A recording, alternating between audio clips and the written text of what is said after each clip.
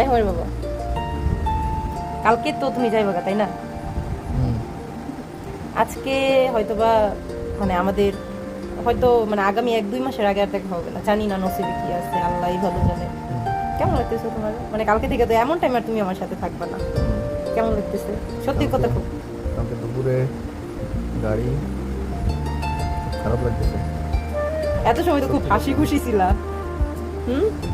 কিন্তু তোমার খারাপ লাগাটা তো আমি কখনোই বুঝি না। ছিলাম ভিডিও বানাইতেছিলাম। এখন পুরুষ মানুষের খারাপ লাগাটা কোনো মানুষই মানে মহিলা হোক আর পুরুষ মানুষের খারাপ লাগাটা এটা দেখা বোঝা না।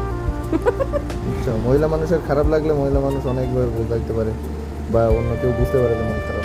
পুরুষ মানুষের মন খারাপ লাগলেও বা কষ্ট লাগলেও তো যাই হোক সব গাইস, কেউ বোঝে না। আমরা আজকে মানে রাতটা খুব মানে কথা বলতে বলতে পার করতেছি, এখন 2টা বাজে।